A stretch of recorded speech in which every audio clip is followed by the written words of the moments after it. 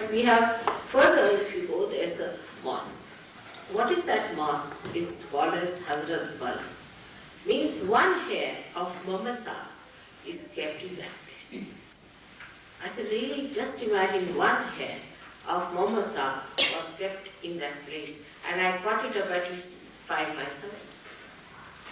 So you can imagine that hair may not be aware of the vibrations it has.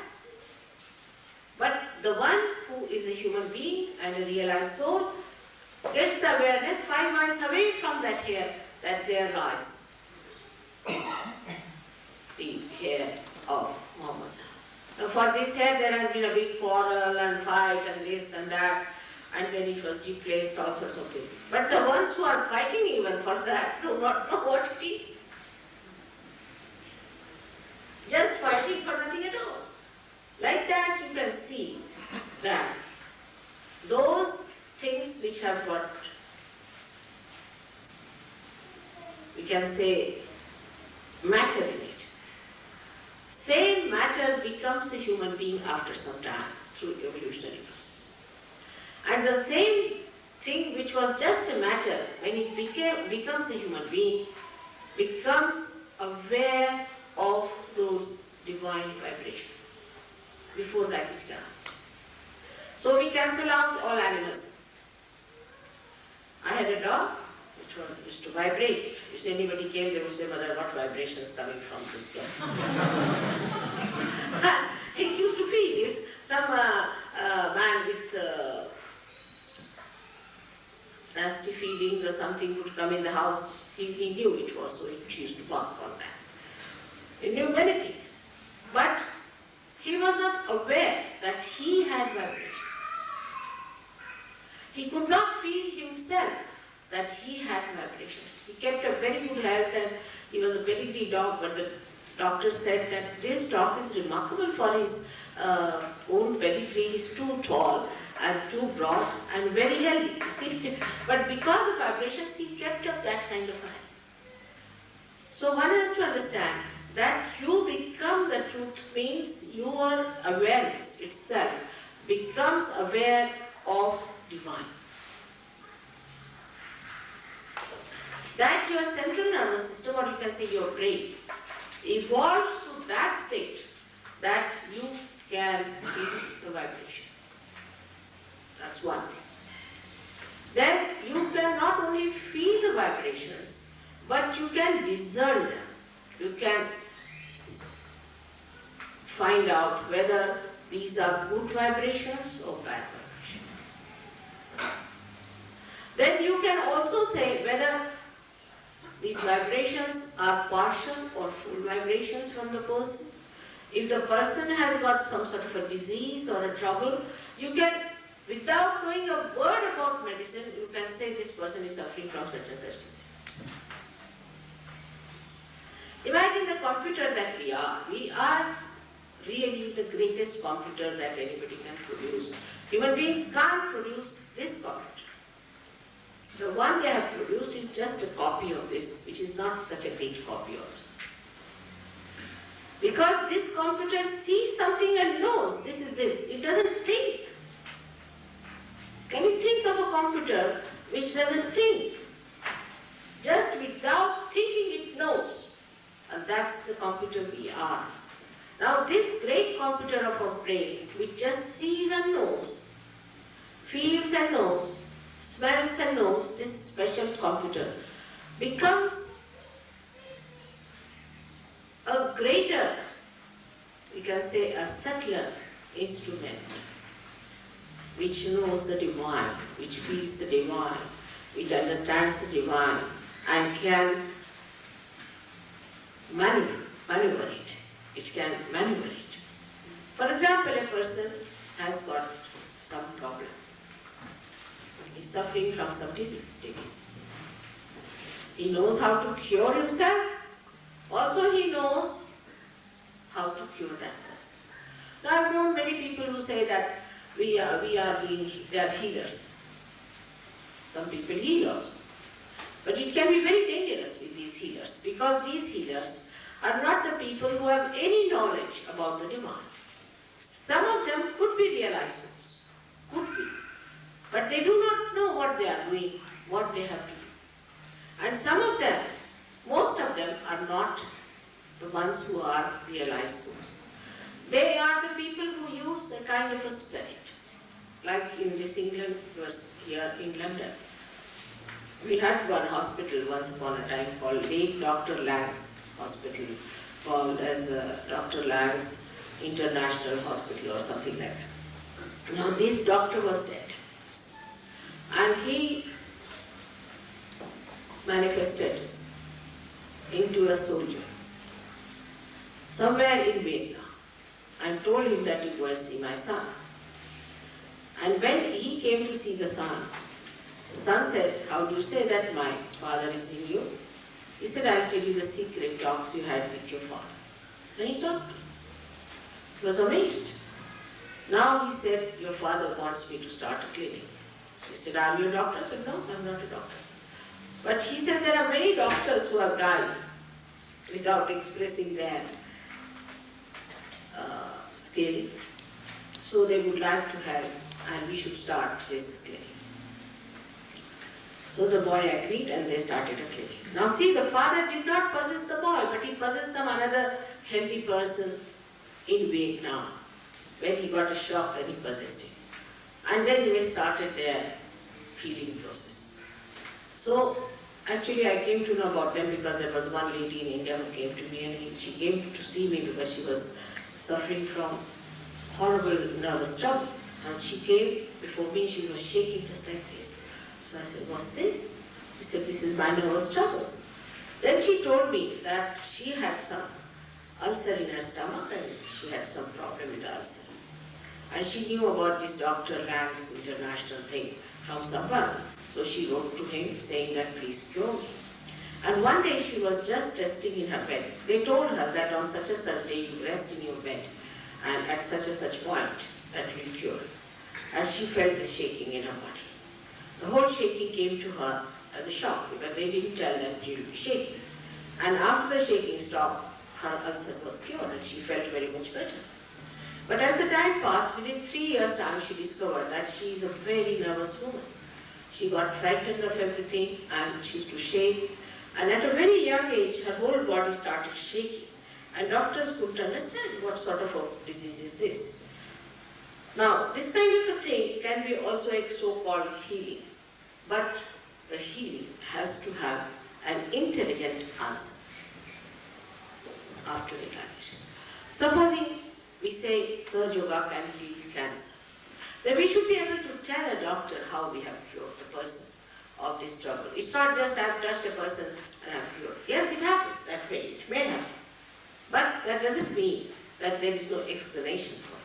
There has to be an intelligent explanation that on such and such center, we found that it was exhausted, and when this exhausted center was triggered by some entity, then the cancer took place, and what we have done is to put back the center. Now the doctor would be surprised, because he will be surprised to know that we know exactly where the cancer is, we know exactly how to put it right, and we can give a full explanation to him from what plexus it has happened to what it has gone. He'll be surprised.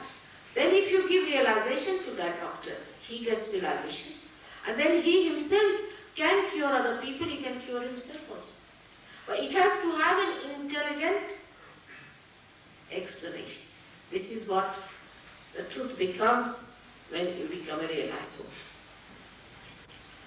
If a person is a realized soul, he sees truth so directly, and that he can explain it, so the people can understand what he's going to say and what he's meaning. It's not something ambiguous. For example, now in the Bible we have a word called Holy Ghost. Now we can say that Holy Ghost is a word which we cannot explain, because if we just read Bible, you cannot understand Holy Ghost, because Christ or Holy Ghost are like oceans, and you cannot just put it in one little cup and say that this is it, and beyond this is nothing. You have to go beyond it to see There are many cups filled with the knowledge, and you have to see all of them and find out what is the meaning of the word Holy Ghost in other scriptures also. And when you find a similarity between the two, then you are surprised that this is what Holy Ghost is. But when we just take Bible as everything, then I have seen people making Bible so small as that, putting in a golden box, hanging it. Imagine. It is absolutely absurd. Bible is to be respected, no doubt. It has great knowledge in it. But as the Bible itself, I feel, is a microscopic thing. It's very microscopic. Every word is microscopic, and to go into its details and all that, you must first get realization and get explanation from other places, other dictionaries, which can explain it better. But when we stick on to one sort of a thing, then we are flabbergasted. Like the other day we had a controversy about Christ, and I told you very frankly that Paul is all wrong. He is not a realized soul at all. He doesn't understand God. He doesn't understand religion. And that is what is when the truth comes to you. You see everything clearly. And all the people, truth being absolute, say the same. Take Khalil Gibran, he says the same. Take your William Blake in England. Anyone you take, they say the same thing, because there is no difference of opinion as far as the truth is concerned if you are facing the truth. And the trouble is, when you are a human being, you can be also dishonest. Supposing, even if you see that this microscope is placed before you, alright, then a person who is not a realized soul can tell a lie also. There was no microscope. Can tell, but not a realized soul. And a person who is possessed may not even see a microscope. You'll be surprised, some people don't see me, they just see light. If they are possessed, their eyes are possessed. If somebody is a drunk fellow, he may not even see me, he just walks over me like that. So the awareness before realization can be blurred. And there, for a simple, truthful thing as you see with your own eyes, there can be aberrations, there can be other explanations and other descriptions. But after realization, the basic truth never changes. You may say it in a poetic way. Like Paul has said, this Paul seems to be a strange man to me. I may say that he was not honest. Or somebody may say something. But the truth about Paul is the same. But those who are not realized soul will not understand. They are built big churches in his name. People are going to the church, now people are flabbergasted. They don't know what to do. They have built the churches in the name of Christ, everything, and he denies the miracles of Christ. So now what to do? They are lost. They don't know how to get over this feeling of frustration that they love Christ so much. They adored him. They thought him to be such a great personality, that the Son of God. And then now suddenly to say that he had no miracles. That was shock, but don't believe them. Don't believe them, because Christ was the Son of God, no doubt.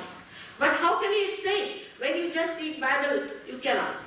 And then Paul, this Paul, who was he? He should not have been there.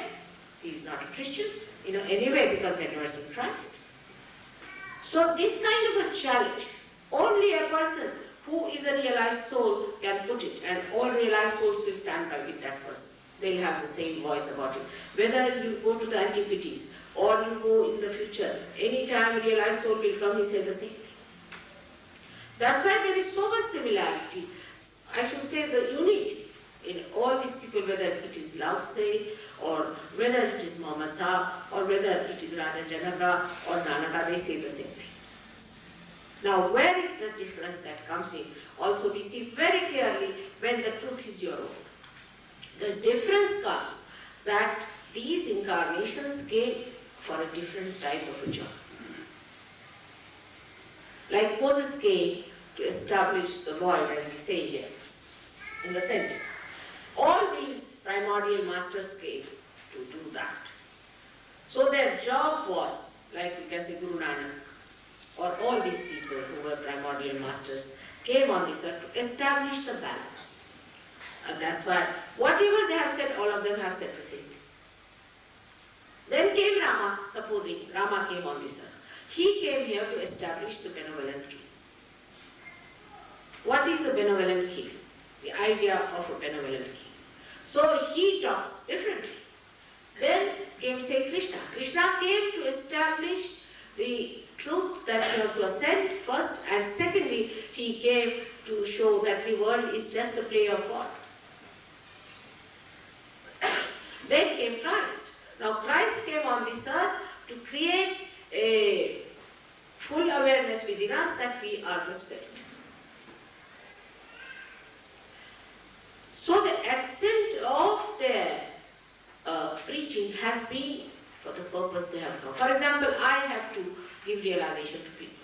I have to raise the Kundalini. And I have to explain all of them and integrate them. So I have to talk about all of them. But my task is easier because there are sensible people in those days. But when Christ lived, what sort of people lived? They are absolutely cruel, violent, nonsensical. Muhammad Sahib had a very bad time, Guru Nanak had a very bad time. None of them had such a nice time as I am having. None of you are going to crucify me. So, you must understand that the truth, when it comes to a person like that, not only that he knows, but he can make others also. This is what William Blake has said. That at this time, men of God, that's you people, will become prophets, and they will have powers to make others prophets. So people sometimes say, why didn't it happen earlier? No, that was not the time. Now the blossom time has come, so it is happening. Then you see the truth in its full extent. Like at that time, this was the situation. Today, this is the situation, and according to the situation or the development of the tree of life, the work is done. This is what one has to understand. The complete comprehensive idea about the spiritual growth of human beings. Unless and until you have that kind of an idea, whatever you have is like a person is saying that the flower is the tree, somebody is saying that the leaf is the tree, and they are fighting. Everything is the tree. Everything is needed for the tree. So when you understand through your self-realization that truth is what it is, you cannot change it. So you become the truth, and the strength of truth comes in you. And then you're not afraid of anything. You say it out loudly. Say, this is the truth. I know this is the truth. People may not accept it. They may crucify you, do what they like. But truth is truth. And that truth remains forever and ever. It is eternal. But this brain that we do not think much of becomes aware of the truth. This is the blessing of the truth upon us, which comes to us through our self-realization, or we say through our spirit. There can be complete 7 lectures on truth if I go on, but I think I have to see to the other side of it, what else is done. The another thing that happens to you is your attention. Now our attention is outside.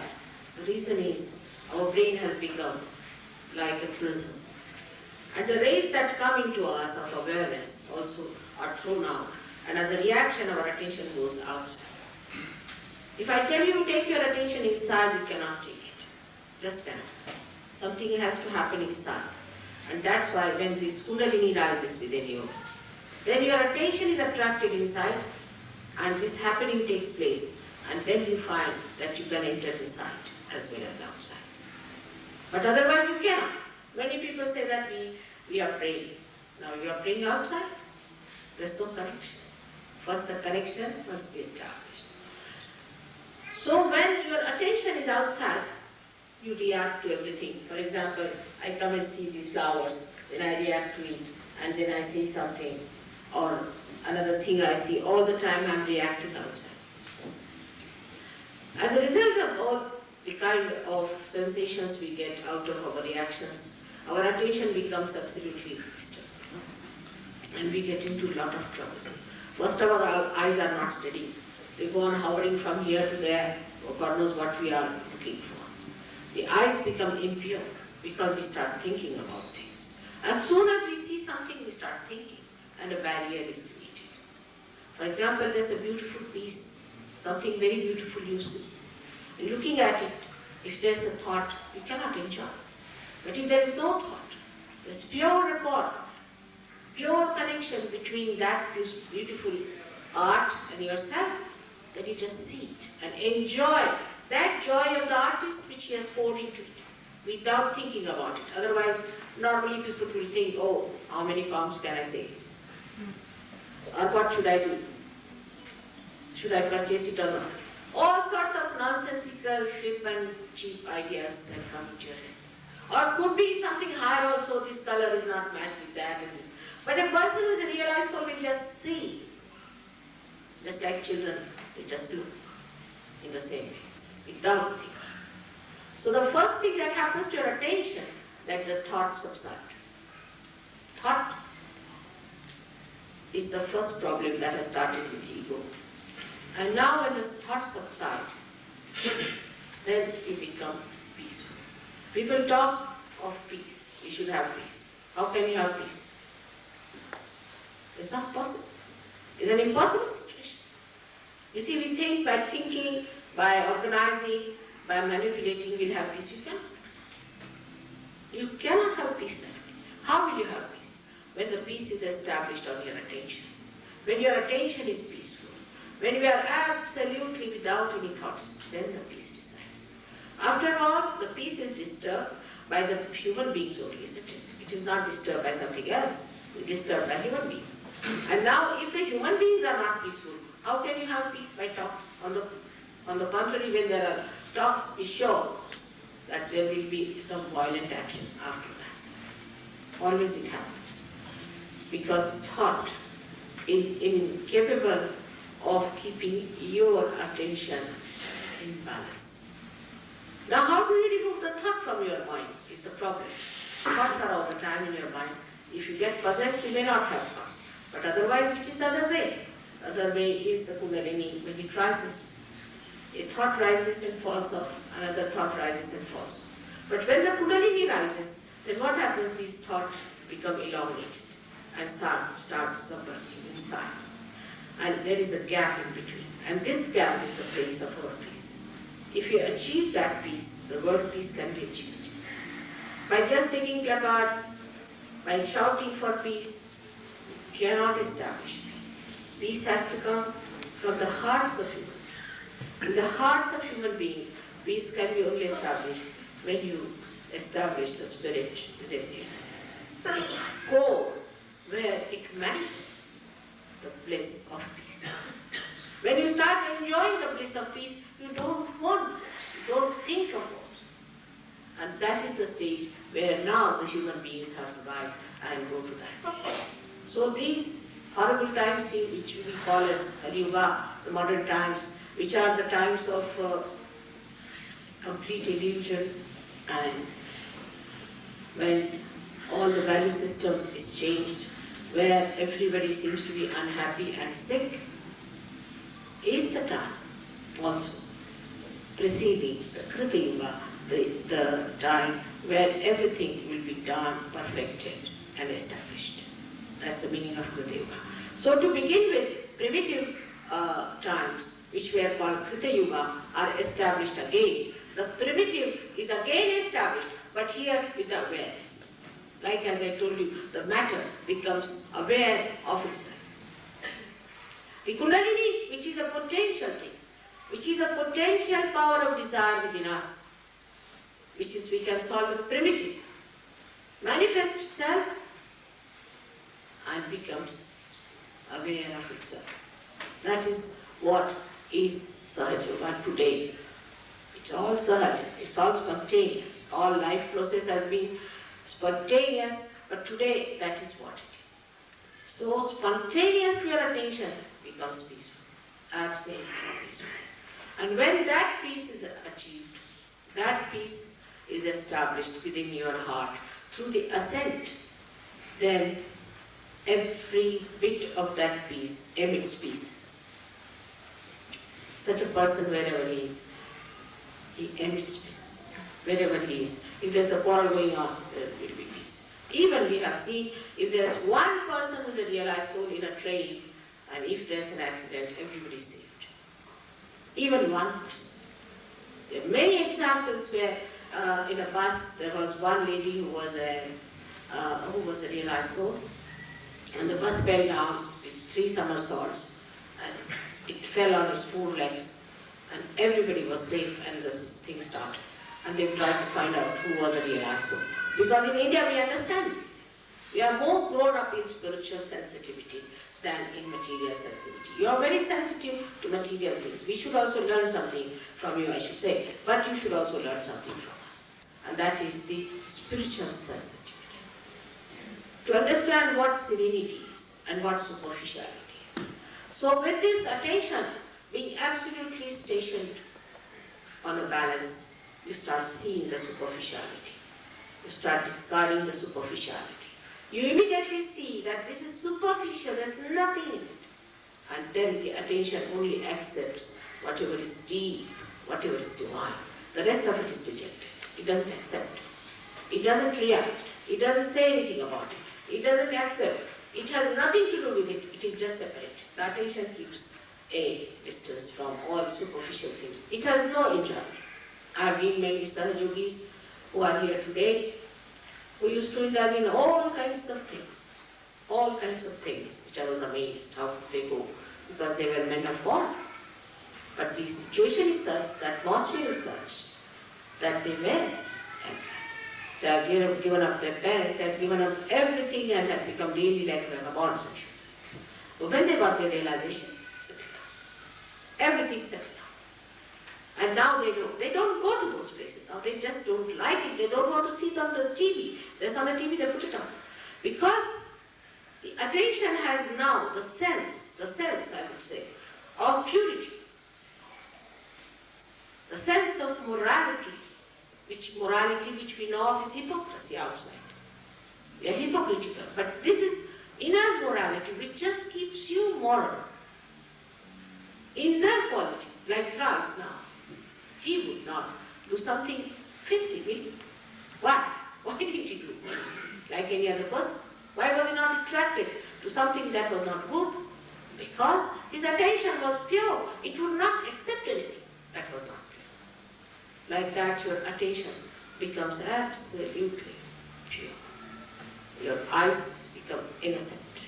Your eyes do not have dirty ideas, lust and ideas, but they have purity in them. And wherever you put your eyes, that becomes pure. Whenever you look, that becomes pure. You spread purity through your eyes, not lust and greed. And this is something must happen today, because the time has come, our eyes are tired, of looking at all horrible things. Let us now have those eyes who discard. Then why will they have dirty things? It's only we have created this filth. Once we discard it, it will all disappear. It's our own creation. Whom can we blame? Not the birds have done it, not the tigers have done it, or the trees have done it. It's we, the human beings. We have done all this nonsense. If we get purified, everything will be purified. Now the attention becomes collectively conscious. So far your attention is not. Your attention is, you can see a person, how his hair is, or what dress he's wearing, and all these things. But you cannot penetrate into that person to feel what sort of trouble that person has, what centers he is touching, whether he is a good man or a bad man from the divine point of view. Because your attention has achieved that state of collective consciousness, you can understand. At the very sight of the person, you can say what sort of a person is. I mean, I had many experiences like that. I told once my husband that this man has come to loot our country. And he was shocked. He said, how do you pass it in a mark, just looking at his face? I said, he has come here to loot our. And he did it. He did it. Within 3 years' time, they found out he looted us out. Like that, we can have many people who are really at the top of organizations, governments, these that are really cheats, are going to one day ruin the whole country or destroy us completely. You can see it from the face. But that penetration only can come when you have those pure eyes. When you are yourself pure, how can you see? When your glass is mirrored, suppose if there's your eyes are covered with some color, then how can you see? To see something clearly, your eyes must be clear and clear. And that's what happens to us. But there's nothing wrong. Once Kundalini rises, she kindles a light. You can see a twinkle in the eyes of a person who is really nice with the eyes are twinkling. And there's a kind of light you can see in the eyes of such a person. And then you know that such a person is there also.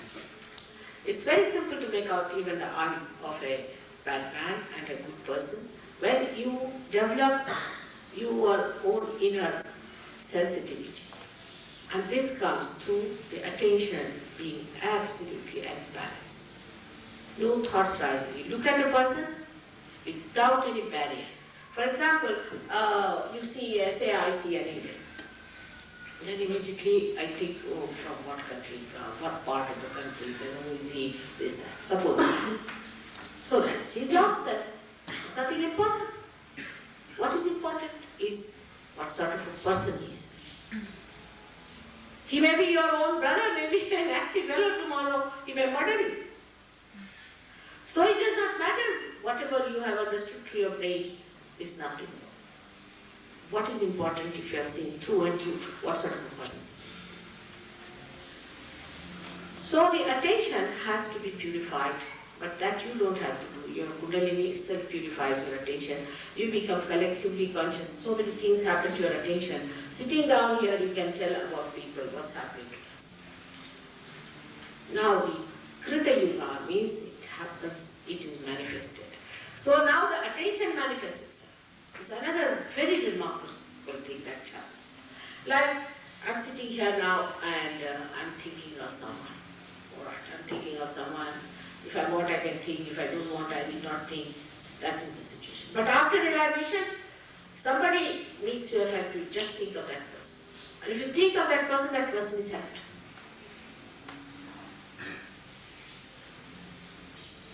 Even if the person doesn't know and is thinking of what, you may help that person, just thinking of it. It happens.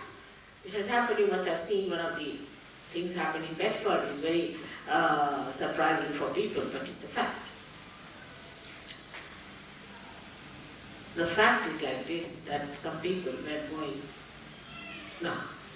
one boy was going on a motorcycle and he fell down from a bridge and they called for the ambulance. But after some time the boy himself got up and killed. And they were surprised because they expected him to be dead. They were surprised, how did he walk up? So they asked him, he said, no, there was, I'll tell you, in the hospital. They took him to the hospital and there was also police people and he told them that I fell down all right, but a lady came in a white car, I have a white car, and she came down and she healed me. I said, which lady? He said, Indian lady. She was wearing a white sari. They couldn't believe this, it must be a hallucination. Next day he says, saw my photograph. Because I was speaking in Bedford, that time when he fell down. Like this, we had a bigger hall than this, and I was speaking there when this had happened. So they were quite surprised, and he said that a little point down below is left. There, she said, you come to me, and I'll kill you there. So they asked Ravin Brown about it, and he said, yes, this has happened in India many times, and it's surprising it has happened here also. But it's nothing great, it's nothing special. Because if you can receive on the television something from the ether, you can always receive at that level also. And you can manifest it. But in the television what we receive is, it doesn't manifest. Supposing we see some photograph of someone. It doesn't get up and cure us, does it? It does not. But here, attention, when you put to it, the attention manifests. See, wow, fantastic. It is very hard to believe, but it happens. It happens. That the attention itself manifests. So, the this attention that becomes enlightened, becomes one with the divine, it manifests. And it acts, and it helps. It is very miraculous, but now those who are surgeons here know 1,001 stories about it. It has happened like that. It can happen to you, it can happen to anyone. Like once I remember a girl, she went to a place which was a little lonely and some people attacked. And some Sahajogis were going by bus. So they suddenly got down at a place and just walked. They didn't know why they walked there. And they found that so many people were attacking this girl and they just saved the girl from them. And they were from a different place and she said, "How are you all here?" "Oh, we don't know. We just felt we should walk this side, so we came out. We felt the vibrations, we just came, walked here, and we saw you in this condition." It can happen that way. So you become one unit, like the part and parcel of the body. So you become, the attention makes you a part and parcel of the whole body, but also the awareness of it. Like this finger is the part and parcel of the whole body. But is not aware. Is not aware that it is a part and parcel of the whole body. It acts. But there it is aware and it acts without even having any connection outside, like ductless glands, it acts and it manifests and it works out the way it has to work. It's such a fantastic thing, is the attention that becomes. Then the last and the most important thing is that you become the joy. Nowadays, we have lost the sense of joy. With the smallest thing we get irritated and angry. You see the small children running, a lady comes down. "You should not run here, I'm disturbed." How many children when they run and the sound they make so sweet, so beautiful, so joy-giving. But she can't bear it because she's so tense. She's just waiting to hear. She comes down, there's one child, she shouts at the child. The child cannot even speak. "Why are you shouting at the child? He makes noise, he can't talk." Oh, then she goes back. All the time you are just waiting to find faults with others, waiting to complain, waiting to see what others are doing wrong, not enjoying them at all. Once I was traveling from Lucknow to Delhi in a train, and we had ladies compartment, and we were 4 ladies, but there was only one lady with me and myself, and in the other compartment there were 2 young boys. And they had met after a long time, I think they were in college together. And they were hitting each other and talking with each other in such a friendly manner. I was just enjoying it. And this lady was so angry. She said, "These stupid fools don't allow me to sleep." I said, "We sleep every time, we enjoy the way they are having." She said, "What? You're enjoying?" I said, "Really, I'm enjoying. I'm feeling my young hitting each other and see you come around now, what you did this way. It's so interesting, such innocent talk we were having. And this lady got so infuriated. She said, "No, I'm going to hit them hard." At the most she knocked, 10 times she knocked. I said, "My dear, let's damage her." So she said, "No, I just can't manage, I can't." See, then she went out. Her attention, would not allow her to sleep. She went out, shouted at me, "What do you mean by doing like this? And what do you mean by talking like this?" Poor thing, like this. I felt so sad. So when she came away, I went and told her, "Doesn't matter, she's still, her ears are very, very sharp, you see. So when you talk in muffled voice, she won't know. But even that she could hear. She could not spare them. The whole night, you see, she didn't sleep just hearing it. Don't you think they're talking? Now let us sleep." That's how our attention is, horrible. It can never enjoy anyone. What the birds speak, how the children run, and how the people talk. You see, it's so enjoyable. Everything is such an enjoyment, which we have lost that sensitivity completely. We cannot enjoy each other. But then we enjoy. We just enjoy a person who is a realizer. Just enjoy. Just sitting with such a person. Nobody's talking. Many times we surgeons travel together. There's a pin drop silence, nobody talking. And the ticket collector said, why, are you meditating or what? Nobody's talking, just sitting, enjoying. He can't understand what's the matter with this people, they're not talking. Nobody talking, just enjoying each other, just sitting, enjoying the company. Then nobody bothers about the comfort. You know, sometimes we have our programs where we have 1,000 people or something.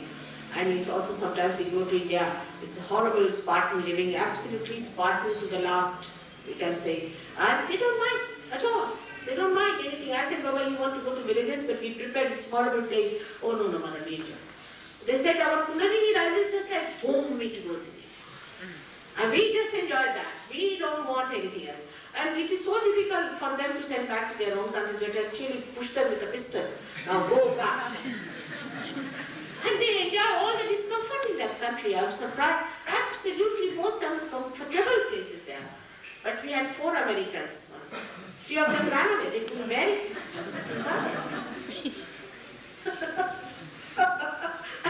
We had to force them. We said, no, we have to stick them with something that they stick on them. They would not. This no, this is too much for us. How can we live like that? I said, what comforts you have here in the country? See, all plastics. We eat in plastic. Everything plastic. Even for towels you have plastic. At least in India you have everything cotton. You have a plate of, say, a beautiful plate of brass to eat food. What do you have in your country that you are talking of your comfort? They got a little bit. I said, we have at least motor cars. All right, we have got bullock carts. Doesn't matter. But it is too much for them to go by a bullock cart because you see their body is all shaken up, their attention all outside. So this is what happens. Your attention becomes balanced. Attention becomes collectively conscious. You start enjoying others. And this so-called comfort for which we really fight is zero. Like here I see, if you go to Yorkshire, you find people have gone to Brighton. Why? For a holiday. And the people from Brighton have come to Yorkshire. I said, but what? I can't understand. They can't sit in the house. See, there's nothing like grahastha, means the one who stays in the house, isn't it? There's nothing like a household. They're always out of the house. As soon as they get a holiday, they must pack up, walk. Some people are just cruising. Fine, why are you cruising? You must sit at home. Home is the place of bliss.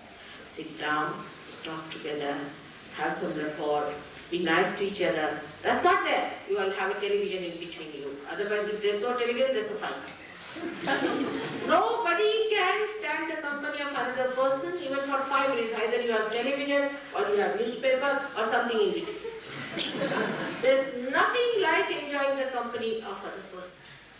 Why? Because our attention is so shaky.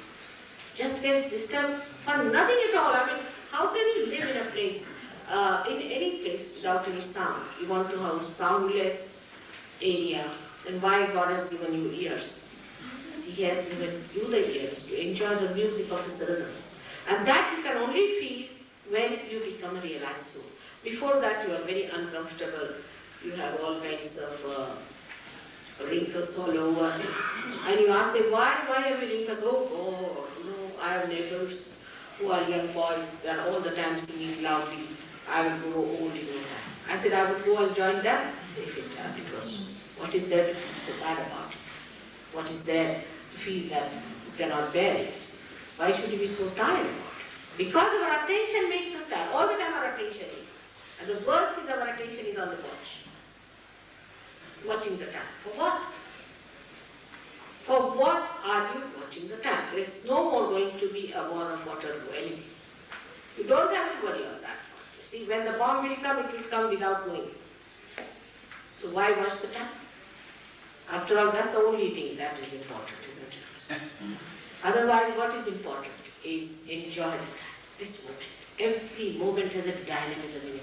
But you are thinking now to go, now mother is speaking whether I'll get my train or not, I should put you as soon as the time is over. But I tell you, for a surgery, the trains will stop, the aeroplanes will stop. Everything stops. Because after all, it's all God's will we are entering. Who is greater than God? Who is more powerful than Him? Once you enter into His kingdom, everything works out. You know, it works out. Mother, we don't know how it worked out. It works out. They talk in third person, it works out. So the joy of those happening The joy of that blissfulness, that security of God fills you up. And when it fills you up, you feel absolutely relaxed. You feel it's all done. Now the gentleman has gone, you need not look at him. Actually when he was sitting, he was having big things. And it happens with people because I think he's a possessed person. And with me sitting here sometimes, they go into contortions and do all kinds of things. Better that he's gone. But you don't pay attention to him, it's nothing important. There's no need to turn your eyes. Just now we're talking something nice, let's talk of something nice. Why pay attention to something that's not so nice? So attention should be at the nice things, as we say, but it is never. How do we do it? We do it by enjoying the nice things, by understanding the nice things. Just our attention goes there, and whatever else may be there, we just don't see. We just don't see. We went once to a place called Nepal. You must have heard about Nepal and Kathmandu. And my daughters were there with me. And normally Indian people are a little bit sort of, daughters, they wouldn't carry them to places if there are erotics and all that. Actually, we had never seen erotics in our lives, because our attention is not there. So we saw the whole of Nepal, we never saw any erotics, Second time I went, my disciple was there, and he was writing a book. And he said, Mother, do you know that Nepal has the maximum number of erotics? I said, no, we never saw. We were moving about with our daughters. We had never seen any erotics anywhere. Oh, it's full with it. I said, where? On top of every temple. I said, why do you see the top of the temple? Why don't you see inside the temple? He said, no, on top of the temple, you'll find lots of these erotics. I said, where? To my amazement, when we went there, the Japanese had put up long these wires and what you call them, those big, you use machine-like ladders, you see machine-like ladders, special ladders they have. And with the zoom lenses they were taking photographs of these erotics. I said, Papa, what's the matter with these? He said, what is there to see in them? And they were taking photographs of these. I said, from this distance I can't see. I mean, any Indian who goes there, goes to a temple, his attention is on the deity. And he's not bothered, we never saw these things. What is there outside? And these Japanese are with the zoom lens, one falling down and holding on to the wire, another standing on his head, trying to arrange the camera. To get what? That filth, that. I was amazed. Because our attention is used to filth. You see, if people who are, we call them sweepers in India, they have to clean which is not a very good thing, but they do a dirt cleaning thing or a garbage cleaning. And they have no nose to feel the dirt. You see, they become like animals. They can pass through any dirt or filth. Same thing has happened to us. We have no sense left of sin. What's wrong? So what? That's what. We have lost the sensitivity to sin. But after realization, you just become sensitive. And you abhor it, just leave it. So the discrimination takes place. You can never enjoy a sinful act. And the enjoyment of righteousness and virtue starts flowering into you, you become a flowering personality. You really enjoy yourself. You never say, I hate myself. Or you never use this word, I hate you. Next moment, I love you. That sort of nonsense goes away from your tongue. You become a beautiful person who is never bored. Who is never bored. You enjoy your own company so much. Even if you are engaged, you are enjoying yourself. You are outside, you are enjoying yourself. Because you are there, you are not lost. So this is how our attention becomes enlightened and you become the joy. And this joy fills you up completely. You become a personality of magnetism, complete magnetism. I was surprised that the best perfume that they produce in Paris is called as joy. The most expensive is joy. I think they have found out that joy has that magnetism in it. And it is from pure flowers. Actually, these flowers we find in India. I don't know where you find them here or not, from where the joy is made. But whatever it is, what I find that the people are hitting the point all right in every way, that this is joy, the perfume. Joy means, joy is the perfume in a human being. If you have that joy within you, you may not take bath for 10 days, you will have never a problem of any smelling or anything. Because you are perfume, you become perfume. Anywhere, even some people think of me, they get the perfume. All kinds of perfumes. It happens like that. Because in the attention, the Mother Earth, which was the element, the matter, becomes the perfume. The causal of the Mother Earth is perfume, it becomes the perfume. The magnetism of the Mother Earth becomes the magnetism in your personality. Whatever you have got it from 5 elements goes back into its primitive state in the sense it becomes its causal, like it becomes the glow. The tejas is the causal of light. The causal of light is tejas, is the glow. Your face glows. Your skin glows. There's a glow on your face. Sometimes you find glow around thing. But to see glow is not good. That I'll tell you sometimes later. But you do see. A person like this has glow on his face. So you become your primitive, or you can say your causal, of which you are made, all the 5 elements express in its causal. But now the causal is aware. That's the only difference there is. So you become the joy, source of joy, and the giver of joy. And you yourself enjoy yourself, because yourself is so glorious, so great, and so joyous. May God bless you.